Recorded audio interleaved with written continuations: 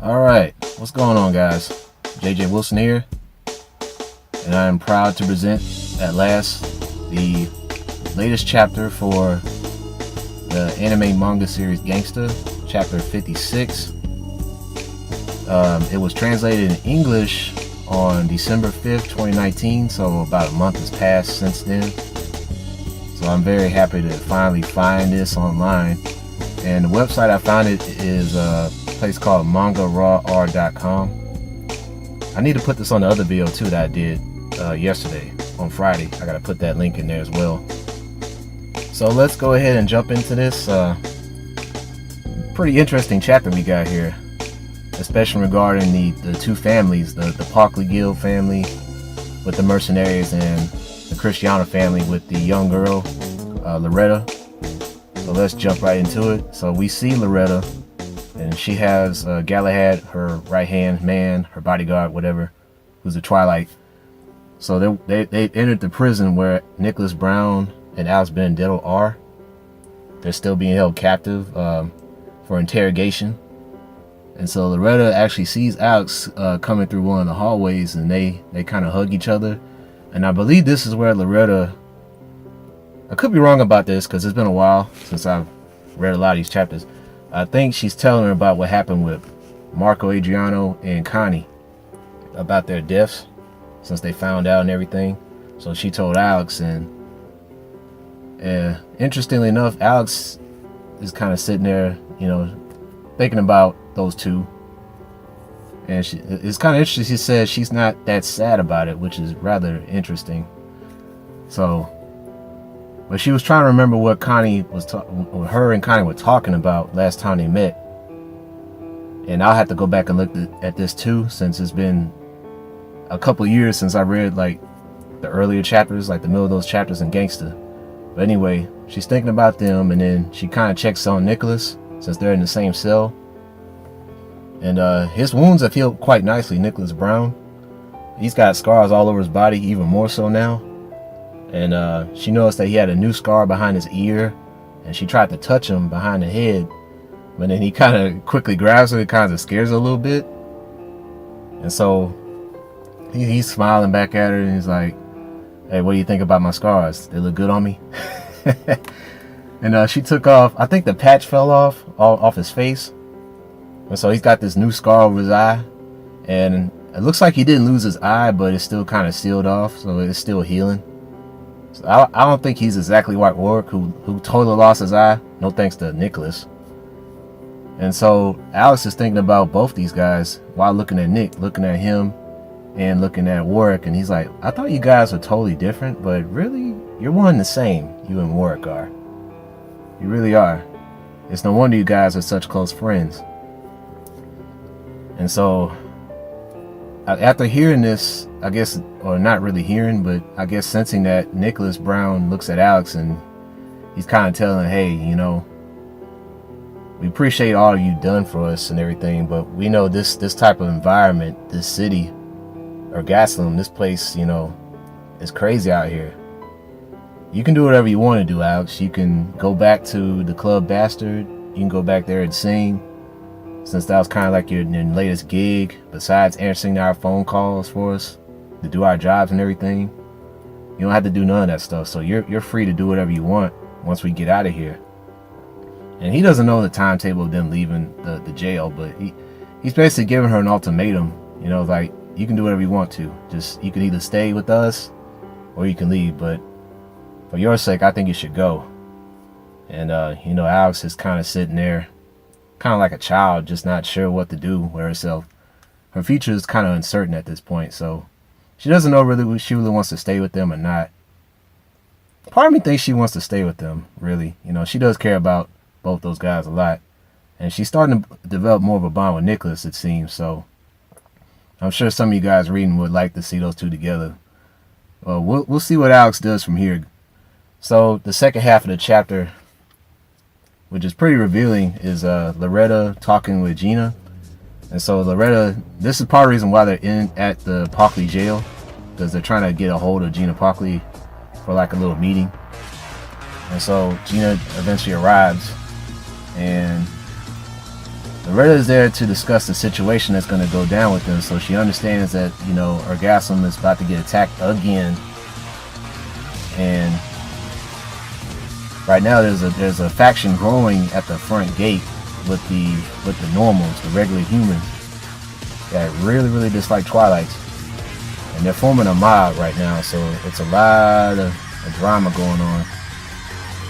And they're planning an attack, you know, like, remember in the last chapter at the Club Pussy with Uranus Corsica?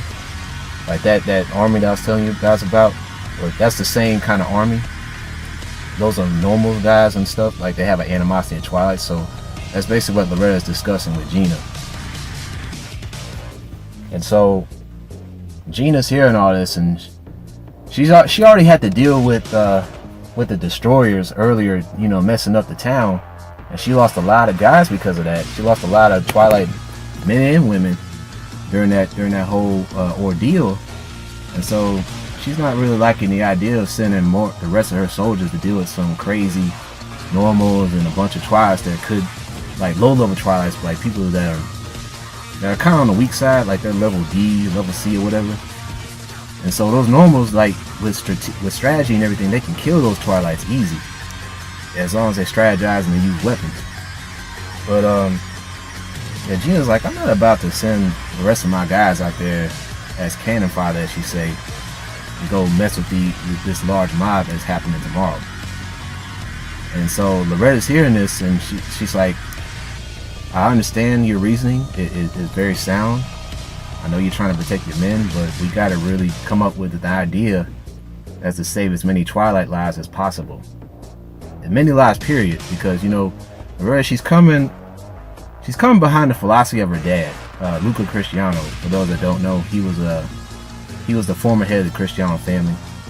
And if you read Gangsta Curse, you kind of know what he's all about. He's more of a pacifist between the four families. So he doesn't like the idea of separating the two species, the Twilights and the humans. And he wants those people to live as one, in a way, you know.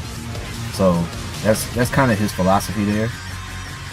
And so she's begging, not really begging, but she's pleading to Gina that, hey, we need to make the most humane decision. We need to save as many lives as possible. That's basically what she's asking Gina. Gina's not really feeling that. She's like, I already had to hear all this crap from your dad. I'm not trying to hear it from you either. You know. Now, if you want to save those Twilights, that's on you. My guys were not about to do that. And she gave her reasoning as to why. Because she said, let's say we do try to go out there and fight that mob. If we lose any more of our guys, then that doesn't help me out. Not to mention, like I said, with strategy, they could cut off the drug supply of Celeber, which is what the Twilights use to stay alive and to get stronger and stuff. We could use that drug, and if they cut off that line of supply, then that's it for us, man. We only have like maybe a month to live without the drug. You know, like that, it's over for us. So I'm not willing to take that risk. So if you feel like going over there and put on the cape and have your guys fight that mob, it's all on you. And Loretta hears this and it's like, really? I can just do whatever I want to? Is that what you're telling me?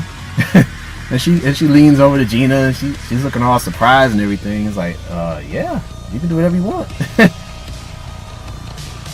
And so Loretta has a proposition for her.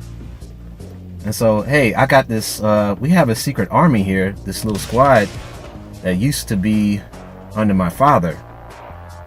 And apparently it's like a secret list that she hands out to Gina. And Gina and her assistant Ginger, they're looking on at this list. And it's like the names of these Twilights, and they're actually pretty high level. She told them that their ranking at the lowest is like at a B0 or higher. So that's the lowest ranking of those Twilights. And so apparently this group, this secret squad, was made under Luca Cristiano, and now that he's dead, Loretta is now the substitute contractor for that particular squad.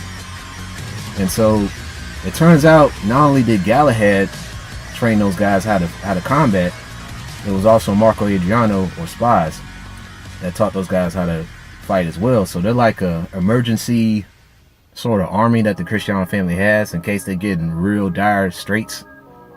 So they're saving those guys at the last minute, and I'm assuming that squad lives outside of Gaslam someplace. So they're not even in the city. We never seen these guys before. We don't know. Like I said, we don't know how strong they are, but they sound like they're pretty tough. And so Loretta, she's willing to sacrifice his squad. She's willing to sacrifice them. Okay, so she's like, look, we'll use these guys to go into the city and fight off that mob. So what do you think? And Gina's like, okay, I think that might work.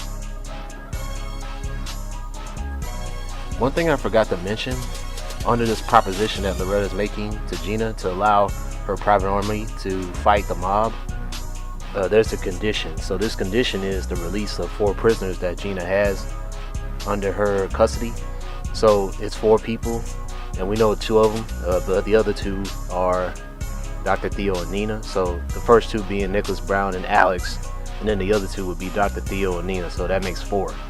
So those are the prisoners that Loretta wants out of the Mercenary Guild's jail. And I guess from there they're going to be under her watch instead. So that's a good thing that Loretta has done. So we're really starting to see a progression with her character, like stepping up in the leadership role of her family, and also taking the same kind of a similar philosophy as her father, but being a little bit more discreet about it in a sense. So that's basically it for the chapter. If you guys have any questions, I'll try to answer as best I can. This kind of makes me want to review some of the older chapters, not review, but look back at some of the older chapters that I've already done. But anyway, that's it. Hope you guys take care, and check you all later.